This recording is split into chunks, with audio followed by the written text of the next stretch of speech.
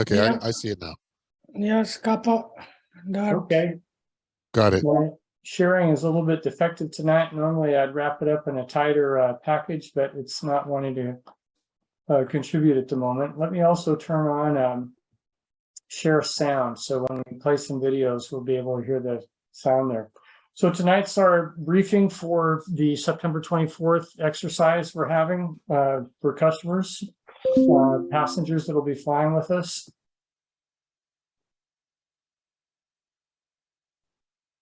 We'll cover basics of aviation and where SCAPA and DART and CalDART all fit into the aviation and disaster response, as well as general aviation as well.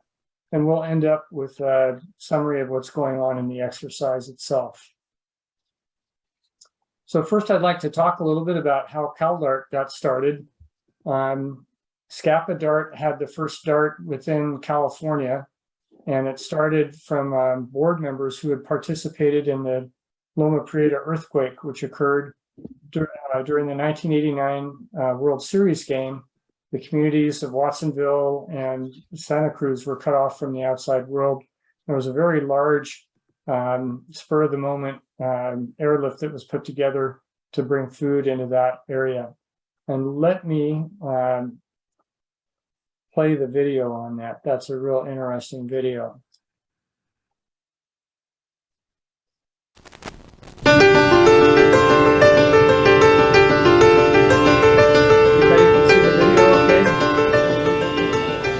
On Tuesday, October 17, 1989, the Loma Prieta earthquake was felt from Los Angeles to the Oregon border. The cities of Santa Cruz and Watsonville, each only about 10 miles from the epicenter, sustained heavy damage as collapsing buildings killed 5 people. The earthquake destroyed 200 homes in Watsonville and damaged another 1,100, leaving over 2,000 people in tent camps and temporary shelters. Highway 17 was blocked by a massive landslide and would not completely reopen for 32 days. A collapsed bridge closed Highway 1 at Struve Slough. Highways 152, 129, and many roads in the Santa Cruz Mountains were also closed, hindering access to the areas which most needed help.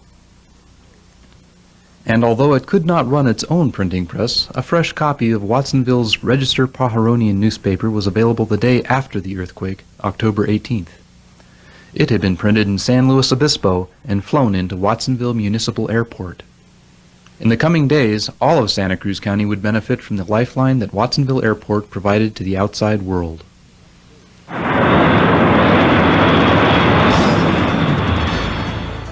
Within 20 hours after the earthquake, military C-130 aircraft delivered a crew of Federal Emergency Management Agency personnel who would inspect and red tag unsafe structures and evaluate the extent of the earthquake damage. Subsequent C-130 flights into Watsonville would deliver emergency supplies and retrieve FEMA personnel.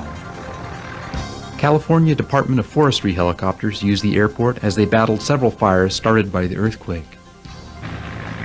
Army Red Cross helicopters were based at the airport, ready to evacuate earthquake victims.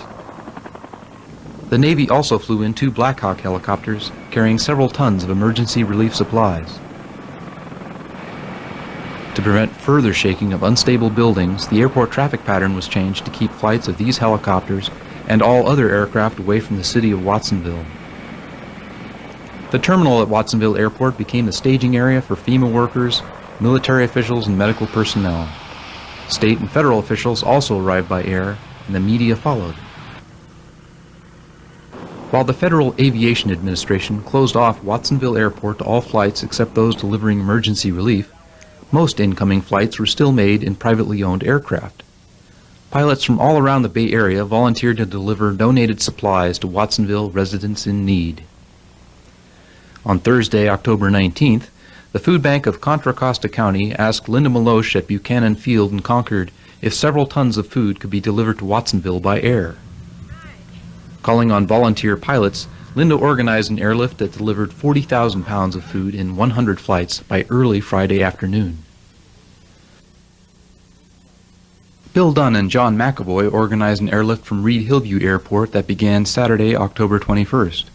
By Sunday evening, Reed Hillview pilots had conducted 300 flights using 80 aircraft, transporting 250,000 pounds of much-needed food, water, clothing, and camping equipment to Watsonville.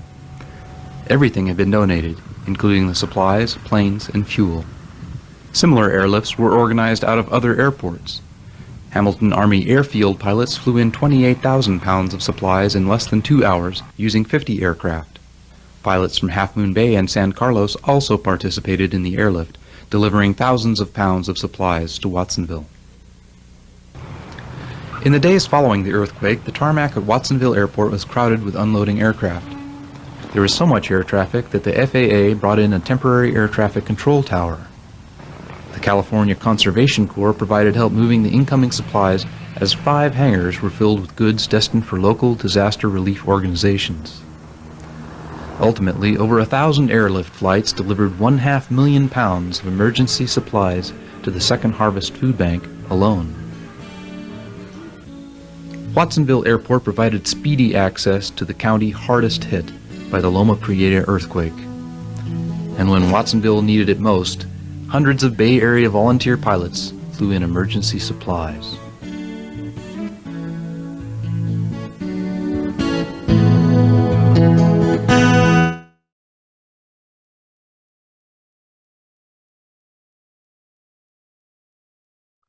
So let me get back to the presentation. Guess we'll start to share again.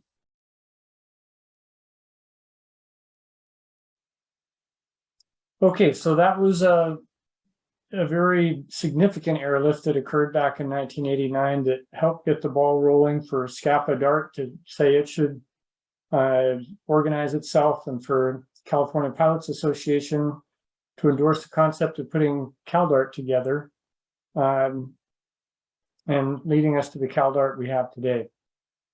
Let me go to the next slide. Just to cover real quickly uses of airports.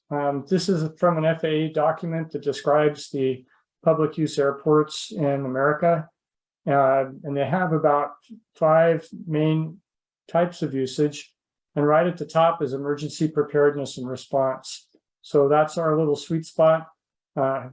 That's where we participate: disaster relief, search and rescue, critical federal functions, emergency diversionary support, and on and on. But besides that, airports help to connect their communities with the outside world. They allow pilots to travel around, and we'll see how all of that applies to San Martin Airport. So San Martin has been a very active base for CAL FIRE when they have fires in the Santa Cruz Mountains and in the Hamilton Range. They'll bring as many as 17 helicopters in based at the airport. They bring their tanker trucks full of Jet A, and they go fight fires for a few days. One year, we actually had our DART exercise while they still had 11 helicopters fighting a fire. So we were actually running 2 different exercises that day, one of them for real life. In addition to that, though, the airport serves as a terminal for various types of public benefit flying, such as Life Flight, which is hospital flights, Medevac, Liga International, which is the Flying Doctors of Mercy, uses the airport, CalDART, of course, and Angel Flight West, which is a very large provider of medical transportation for people who need service from around the state, need to be brought into Bay Area hospitals.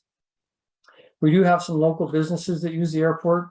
Christopher Ranch has a jet that's stationed there. PG&E maintains 2 turbine helicopters at the airport for checking out their power lines after they've had a public safety power shutoff. At San Martin Airport, we do community education and events there. You may remember the food truck flying that we had in May. And then the airport also supports personal commuting and travel for residents in the area that keep planes there. A little bit about SCAPA. SCAPA is the South County Airport Pilot Association. That was the original name for the airport. 10 years ago or so, they changed the name to the San Martin Airport, but SCAPA never got around to changing its name to align with that. We're the pilot association at the airport. We promote fellowship among pilots and aviation enthusiasts. We have quarterly meetings where we get together and have presentations about flying and have a lunch, catch up with each other. We're quite concerned with flying safety at the airport. So when they brought the parachute operations on, we were involved with setting up how that would change helicopter patterns and general plane patterns and how we all would mix and share the airport together. We also want to promote San Martin Airport, make sure it stays healthy going forward in the future, and improve the airport's value to the community.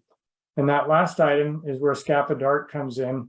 It's a way we pilots at SCAPA can give back to the community. So here's some mission statements. CalDART, I've mentioned a couple times, that's the California DART Network. It's the parent organization that sets the standards that SCAPA DART conforms to. CalDART organizes California pilots and ground personnel to provide volunteer disaster air transportation services to benefit communities experiencing a major earthquake, flood, or other disaster. It used to be that we only focused on disasters that reduced surface transportation, but we found in COVID, for instance, that didn't hurt transportation at all, but yet there was still a need for us to provide service. So we got a little bit broader mission today than we did 3 years ago.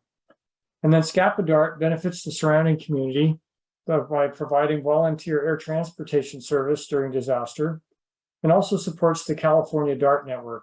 And of course, that's DARTs all over the state. Anybody in the state can have a problem and need support. And for that matter, there's a West Coast General Aviation Response Plan that covers Oregon, Washington, California, Idaho, and even southern Canada, British Columbia. So we all get together and are available to help each other. So in California, we have 26,000 planes, 54,000 pilots. And in the past, during disasters, many pilots have wanted to help and they just haven't known what they could do. So CalDART, by being organized and having its annual preparedness exercises, and by interfacing disaster response organizations throughout the state and throughout the operational areas, we can be a go-between. We can be tasked with things that need to be done to support communities' disaster response needs, and we can call on pilots to come in and help us out. So that's what we leverage, is those fantastic plane and pilot resources in the state. Here's a little bit about our network status. This chart was published at the end of the last year, and we've actually added one new DART since that time. A DART is a disaster airlift response team. There's now 13 DARTs around the state. This little white dot at Grass Valley turned into a DART when they had their first exercise about 2 months ago. You can see we're quite heavily entrenched with DARTs in the Bay Area. That's the biggest penetration in the state. And to a lesser extent, we have them in Southern California and this new one in the foothills. Now, the red dots are the DARTs, but beyond that, we have a lot of people registered with CalDART. There's about 310 people or so that have registered with us over the years, either as friends or members or donors. And the little white dots show all the additional airports where we have members and friends, but we have not yet put together a DART at that airport.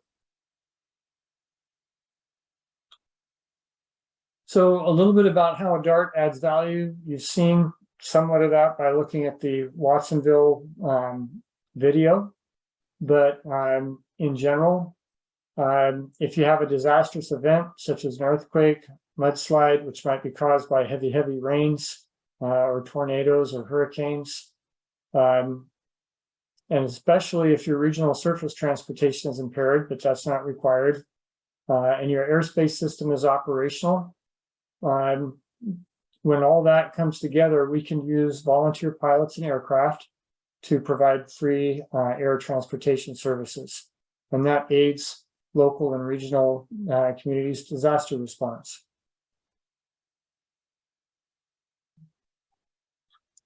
So here's a couple of pictures from real disasters. The one on the left is the cypress structure in Oakland after the 1989 Loma Prieta earthquake. This structure was 60 miles from the epicenter, and yet freeway traffic was paralyzed in the area of Oakland. And that was only a 6.9 earthquake. It's possible to get up to magnitude 9 earthquakes. So the Bay Area got off quite lucky on that one. This other truck here stuck in the mud, that's from a big flood that occurred in the Tehachapies. So the town of Tehachapi, and I forget the other town, but there was one highway going up a canyon, and the floods unleashed a huge mudslide that shut down the highway and buried a bunch of trucks that were on the road at the time the flood occurred. So Aviation was able to connect communities on either side of the closed off highways. So CalDART's had 4 significant mobilizations to date, in addition to all the different annual exercises we've done. There's an Oregon firefighter airlift. I'll show you a video on that in just a minute. Beyond that, there's a Dixie Fire airlift, the Yurok Nation COVID airlift. Yuroks are people up in the Klamath River where it comes out to the coast. And then in general, there was a Operation Medical Shield that did COVID disaster personal protection equipment distribution around the state. So let's look at the Oregon firefighter airlift. I will play it here. Should be this one. Here we go. 1000 for 5 Los Angeles departure radar contact, climb and maintain 13000. Flight 527, runway 8 kilo, you're cleared for takeoff. Bad news is so easy to find these days, and to see this group of men and women who just on their own, in their own initiative, in 48 hours pulled together a pretty intense logistics operation from pilots all over the state is quite inspiring. 40 planes, 23 of which are landing in Santa Barbara today, to either fly directly or ferry with other members. It's just tremendously fulfilling. You know, the fires all over the West have burned up so much forest, caused so much misery and unhealthy conditions for people, coming on the back of COVID affecting all 50 states. This is a crazy year. All of us participating today are really thrilled to be able to help. Well, I got a call a couple of days ago from our executive director in Santa Monica who had asked if I could take this flight. And a chance to fly his supplies is, you know, manna from heaven. We're flying medical supplies and all around Oregon where historic fires have been burning all across the state. And when we get there, we're going to meet a team at the airport in Eugene from Reach Out Worldwide. This is California conditions. We're getting this east wind and it's 90 degrees on the southern coast of Oregon. Absolutely unheard of. I don't think in my 15 years that I've been there that we've ever seen anything like that. It's just a really difficult time right now for all of Oregon. Reach Out Worldwide is going to go out and they're going to help you as soon as possible after a natural disaster, anywhere in the world. So a lot of these supplies that you guys have brought up, they're going to go out to like some of these smaller camps that aren't maybe necessarily getting the attention, not getting the needed supplies out there. So they're going to help people. And that's what we do, and that's what I'm all about, is going out and helping people. Organizations like Direct Relief is vital into our overall mission success, because without support from you guys and from supporters everywhere, none of this can happen.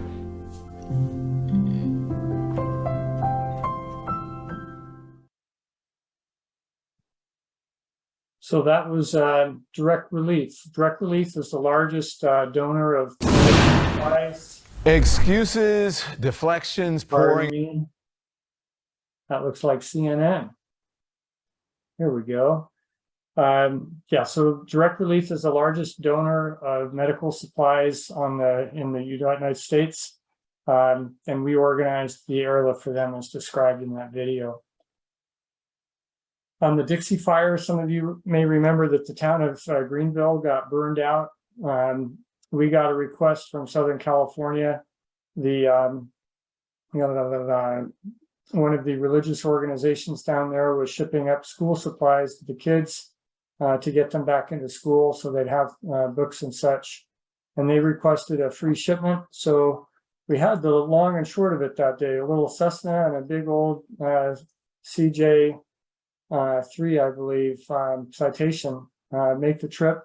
You can see there's a big smoke plume up by Reno where they were landing, Reno Stead. And the last little picture on the side is looking out the pilot's window in the middle of that smoke plume. Definitely that was an instrument flight. We also did the Yurok Indian Tribe airlift in January of 2021.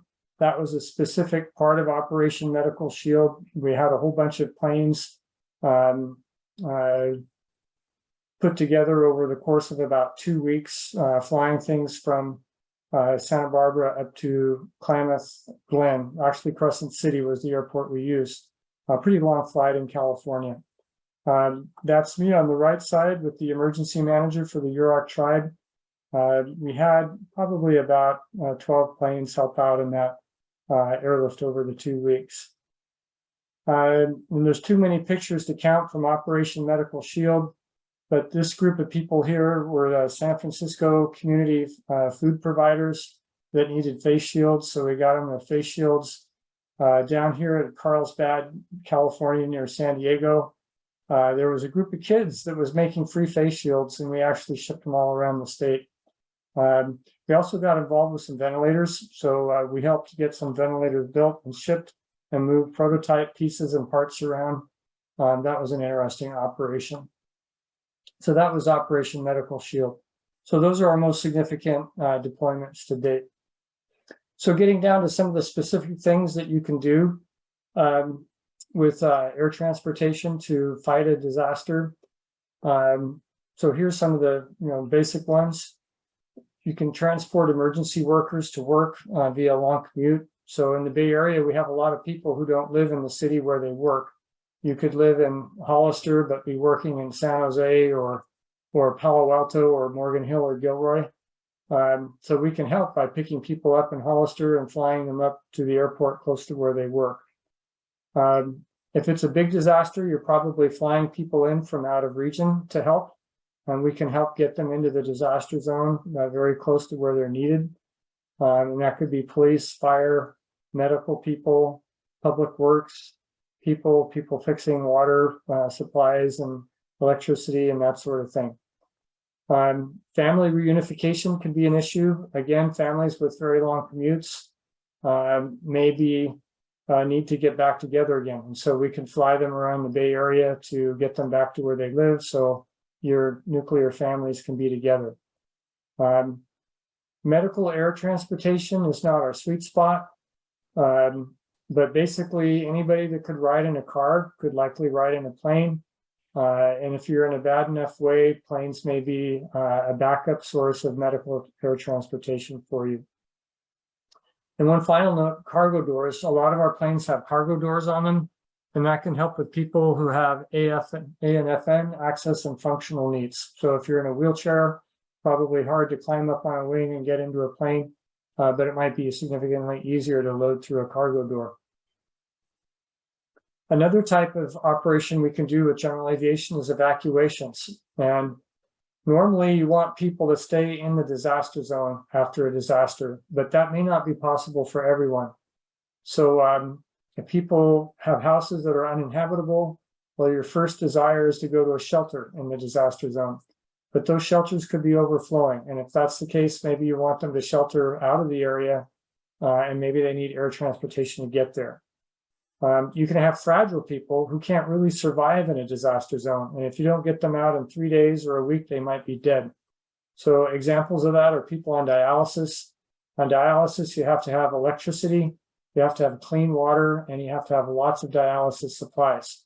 All of those, and you have to have people at the dialysis centers who are working and able to get to work. So all of those things may be disrupted. Likewise, you could have people needing chemo treatments, other hospitalized people who need services, or perhaps people who need medicines. Another kind of evacuation is seniors living in managed care centers. So the seniors, those managed care centers may not have any power. They may not be able to turn on their air conditioning. They may not have water to give their seniors something to drink and to bathe them. And the people that work in those senior centers may not be able to commute to work. So they may need to be moved out of the area. So that's the basic thought around evacuations. Another kind of operation you can do is situational assessment. This is something we did on the Feather River. You may recall at one point that there was a dam about ready to burst up above the Feather River. The name escapes me at the moment, but we actually had people up doing aerial surveillance for that. And likewise, in Santa Clara County, we could look at dams. Everybody would be worried about Anderson Dam and Coyote Dam, make sure that those dams are okay. Food supplies airlift, we saw that with the Watsonville airlift, and we actually did a miniature version of that a few years back at San Jose not San Jose International, San Jose Reed Hillview. Second Harvest, which is the biggest food distributor in Santa Clara County. And they go through something like, just in San Martin alone, the South County alone, 60,000 pounds a week of food. So they're really big. They feed at least a couple 100,000 people in Santa Clara County. Their transportation network could be down and they could need some help. So we worked that one day in a disaster response exercise. A little bit about flight mission parameters. So all of our flights are operated in accordance with FAA Part 91 regulations. Those are for private aircraft in general aviation. That's non-commercial operations, so we're not to be confused with a charter service or commercial operations of any kind, not scheduled airline service, for instance.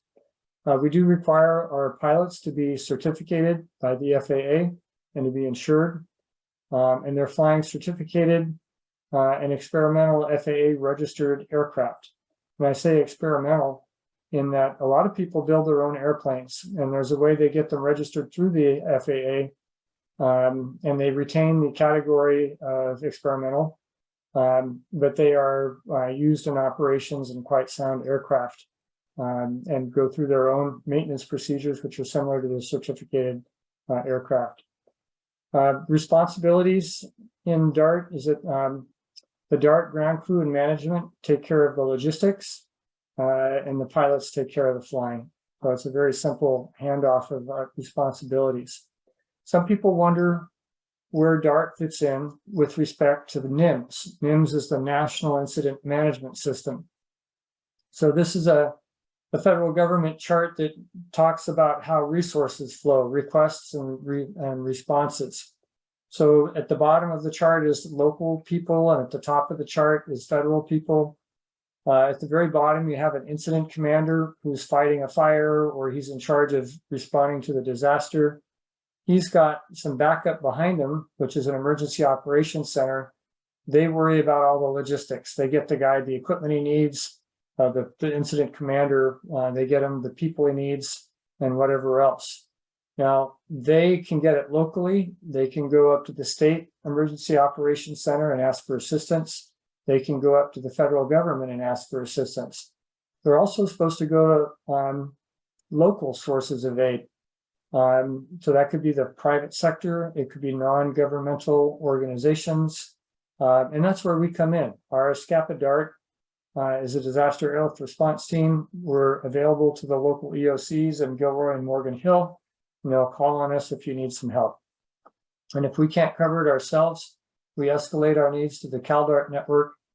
And if we can't handle it through CalDART can't handle it, then it can go to EVAC and the Air Care Alliance and the West Coast General Aviation Response Plan. So that's kind of the overall picture of how it all fits. I'd like to look at another area of how it fits. And this just looks at some of the very basic business processes of a DART. So, how does it make its service available? So when the disaster occurs, if it assesses that service is likely to be needed, it starts advertising to various possible customers.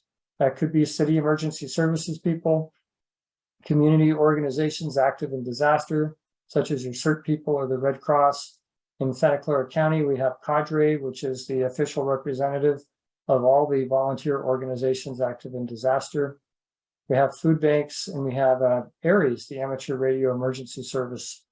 So we advertise to them, say, hey, if you need any help, we can help you out.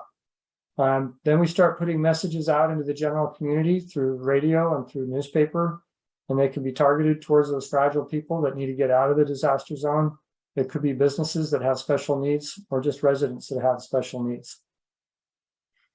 And as I mentioned, we can go up through our networks to get support. A little bit about these three groups. The Air Care Alliance is the umbrella organization representing about 40 different public benefit flying corporations in America. Our biggest one out west is Angel Flight West. They're active in 13 states, and they've agreed to support us in our exercise on September 24th. Beyond that, we have EVAC, which is the part of the Air Care Alliance, which is most involved with, that stands for the Emergency Volunteer Air Corps.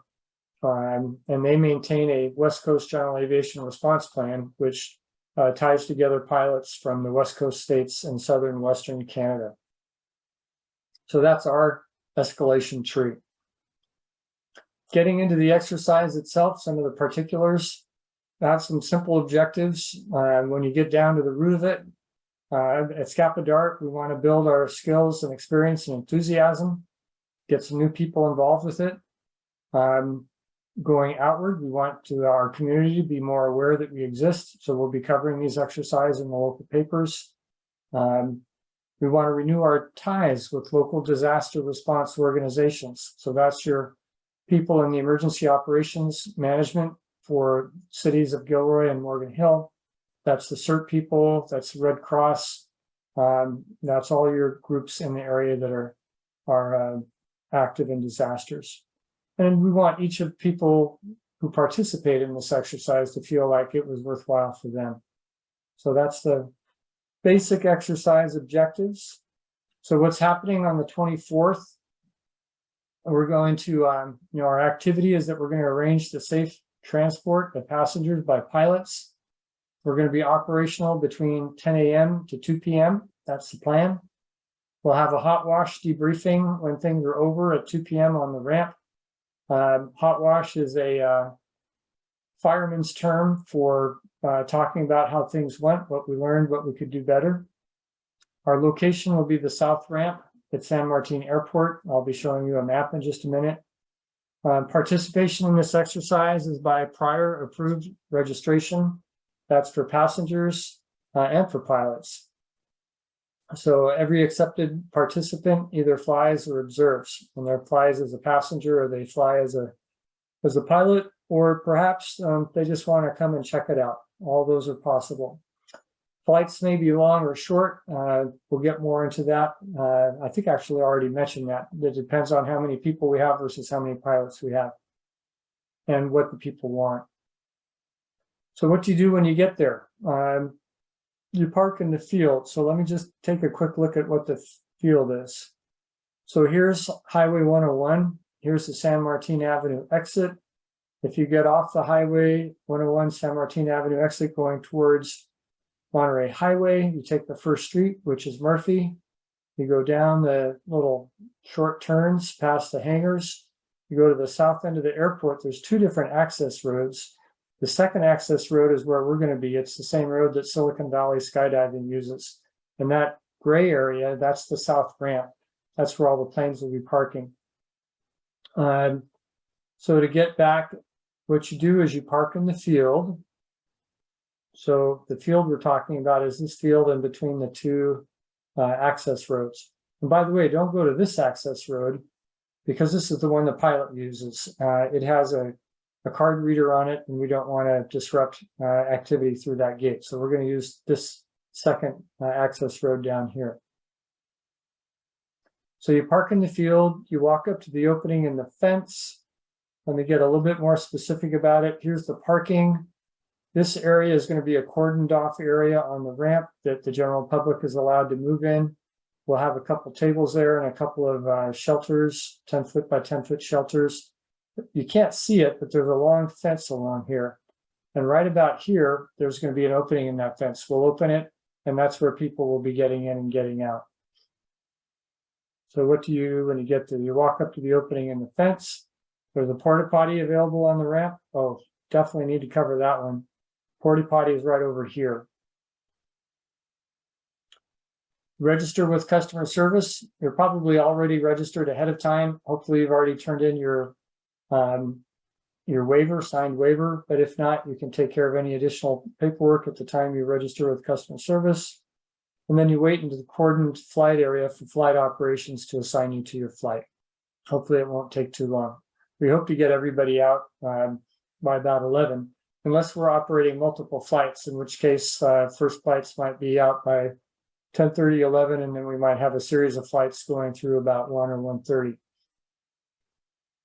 So let's see, we've covered this map. We've covered this map.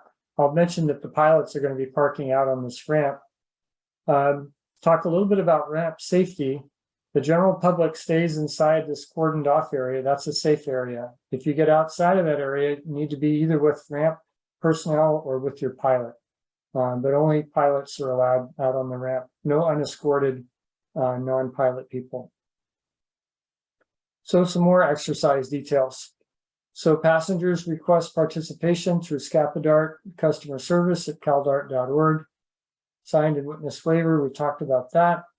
This is a chance for you to say if you have a preferred transportation, application, or destination, you can communicate that. You should indicate whether you're flexible, short flight or long flight. Could be some people only have time for a short flight. Short flight might just be a surveillance flight. I go look at the dam and come back, or go check out the damage in the city and come back. Or a long flight might be out to Half Moon Bay and have lunch out there and come back afterward. Those are kind of the two extreme ends of the spectrum that are possible. So pilots request participation through SCAPA DART flight operations at caldart.org. Required documentation for the pilots is their insurance coverage page, their pilot certificate, their medical, their California driver's license, their pilot and aircraft information form. It's a form they fill out that describes what they can do. And then there's pilots has their own waiver and certification that they need to sign. So a little bit about ramp safety. I think I've already said all these rules. Let's talk about propellers. So propellers are the really dangerous things on a ramp. Airplanes, when they're started, those propellers moving around can kill people. And it can be noisy. You can see propellers in front of you and not even realize there's planes behind you that you could walk backwards into. I've seen someone almost do that. Quite disturbing. So, and also if there's any children out there, the children need to be accompanied by a guardian that's monitoring their safety at all times. So that's the briefing. I'm going to end the share, go back to meeting mode, and see if anybody has any questions.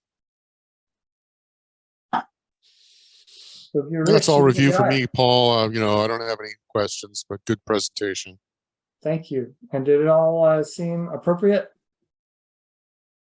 Yeah. And Peter, you have any comments? No, look good.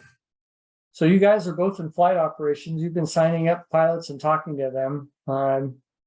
Anything you would add from that point of view? No. No. A couple of pilots had questions about what, as I've discussed with you, Paul, about what the CalDART backup insurance involved and what they might be expected to do and their comfort level with various mission profiles. But other than that, no real questions. Okay. Thank you, Rish. You can turn off your mute. You sat there very quietly. Do you have any questions? Yeah, so once we get to the desk, right, they assign us to a pilot. And then we just accompany the pilot. Or am I like part of the group that's within that cordon area? Yeah, so flight operations should come up to you and introduce you to your pilot. You may get a ticket given to you by customer service. And once you're introduced to your pilot, it's up to your pilot to take you out to the plane and go fly. If he is given a new place to fly, he might tell you that he needs 10 or 20 minutes to go brief the flight before he's ready to fly. Okay. And then, for me, they did not ask about the short or long flight. Okay, well, this is your chance to send a follow-up email saying you're flexible or you prefer one or you prefer the other. Okay, sure. I will respond when I send in my waiver. Okay.